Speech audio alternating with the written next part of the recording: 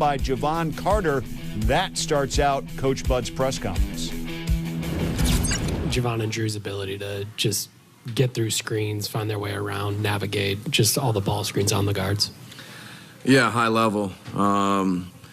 Bogdanovich was really going tonight. I don't know what he finished with, but it felt like, he's been playing great for them, I guess 22. But, Javon, I think, really locked into him. And, like you said, just was hard to screen, hard to get, really, a lot of separation and tough contest. And Jrue the same thing.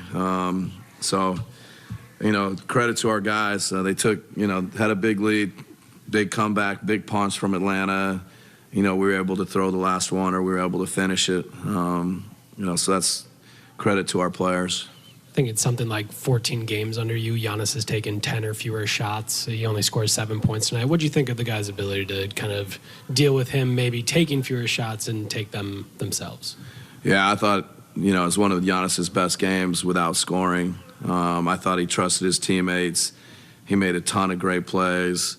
The offensive rebound kick out to Javon was, there's a lot of big plays, but, for him to go to the boards, do everything else he does, and then find the willpower, the competitiveness to go get a tough offensive rebound, not force it back through a bunch of traffic and kick it to a guy, and Javon just let it fly.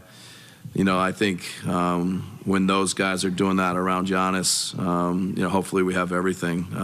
Our role players can make threes and make shots and make plays, and, we find ways to score efficiently. Along those lines, although it makes it difficult, I imagine, if he is not scoring. I think Atlanta didn't have a foul until the 2:23 mark, which Jrue drew. So what did you see in Jrue then, I guess, trying to be that initiator then and the one to make and take those shots late?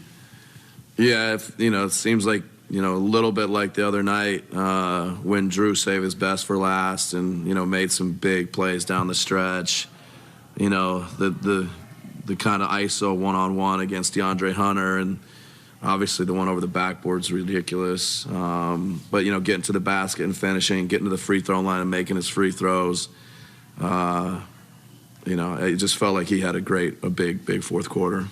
I know this one is very fresh, but, Giannis had 7 attempts in the Charlotte game, facilitated in New York, but fewer attempts than what he had been at. What anything on his part that you see in terms of what he's trying to do? Because defensively, I imagine this is all things that he's seen before. So does he have a different outlook or mindset maybe these last 3 games in terms of putting up shots?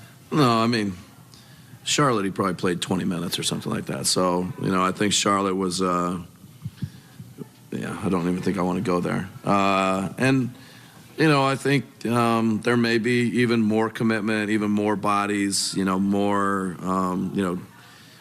I don't know if you want to call it triple teams or whatever you want to say. And, we have to make shots. And I think that's what we did tonight. And we have to take what the game gives us. And if Giannis can draw 3 guys, if Giannis can draw 5 guys to the paint, he's got to trust the pass. And we're going to make shots around him. So, it's kind of the same equation. It's the same, but there might be even more commitment, from the defenses, and we got to make them pay. And, our shooters tonight were pretty good, and we're starting, second half against New York. If our shooters catch a rhythm, that's when we're at our best. Coach, what subtleties, if any, do you see in Joe Ingles and his defensive efforts? There was a moment, I think, 5:45 left, and Bogey had kind of like an opportunity to shoot, and Joe just kind of stunts at him in a certain way and makes him think about it. I'm just wondering if you see anything from him defensively, because I know mostly we've talked about his offense. Yeah.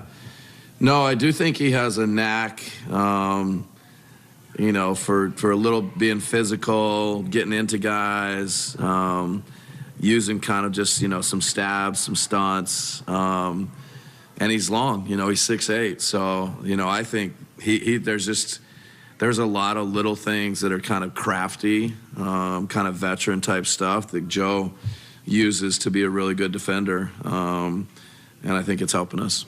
I know a lot happened in the game, but the guys have talked about coming out, setting a tone, being urgent from the start. So I'm just wondering what you thought of the beginning of the game, that 11-0 start. Yeah. I mean, it was great. The whole first quarter, I thought the way we finished the quarter, that was impressive. And, that allows you to win some games like this, to go out big early and then hold on. We'll take it any way we can get it, but I love the first quarter. Coach, after Atlanta tied the game at 101, I think it's 3 minutes left, and they had the possession, and then Atlanta called a timeout, and then after that, you guys outscore the Hawks 10-2. Do you feel like that timeout kind of helped you guys regain some momentum moving forward? I think I just getting stops. It felt like our guys were able to really contest hard, really fight through screens.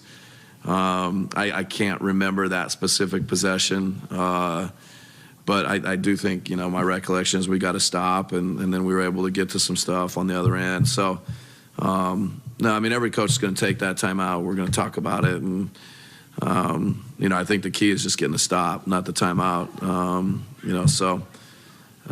I think credit to our defense and a little bit of both ends the last 3 minutes. Hey, Coach, what have you seen out of Marjon lately? Not just his scoring. I think he's getting 8 points a game out of the last 3, but he had 4 assists, which I believe could be a career high. How have you seen him gelling and fitting in with the offense as of late?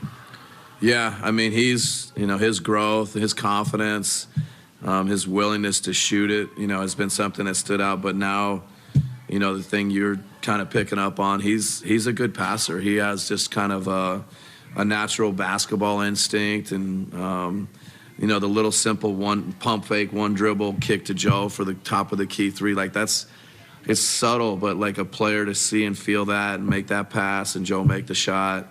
There's been times, he gets to the paint, finding guys in the corner for three. So he's just, we feel like he's a good basketball player and can do a lot of things, including passing, willingness to shoot, his athleticism on the boards, things like that. So we just want to keep. Fourth quarter, Milwaukee was able to respond and do such a good job in a 1:32 span. When the game got close, they were able to pull away by scoring 10 points in just a 1:32 from the 2:50 mark down to the 1:30 mark. And so that was really so impressive. Although there were the Jalen Johnson plays, there were the Frank the Tank plays, they really got them back into it and helped Atlanta make this a close game.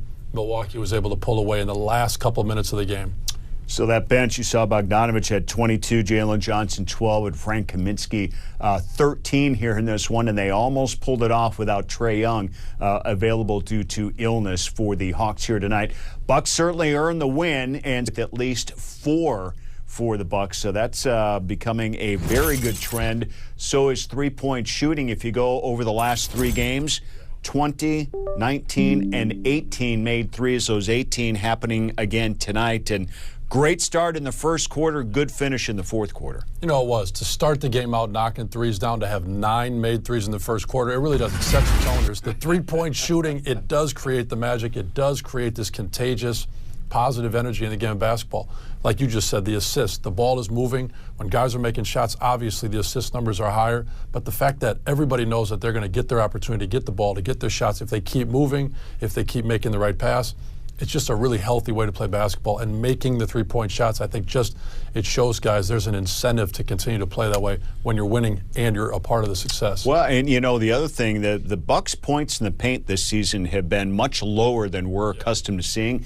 And we saw them struggle with three-point shooting for a good portion of the year as well. So now maybe you kind of forget about that points in the paint. They will come when they need to, but this team kind of built around we have a lot of three-point shooters, and we're starting to see those shots fall. Absolutely, and I really think basketball is never about shoot a bunch of threes, only shoot at the rim, shoot free throws. It's really about having weapons. You got to be a threat from 3 because it makes scoring at the rim easier. You got Giannis scoring at the rim. That makes scoring from 3 easier. And so the balance, kind of the counterattack of having those things is what makes it late in the season really hard to guard a team like Milwaukee.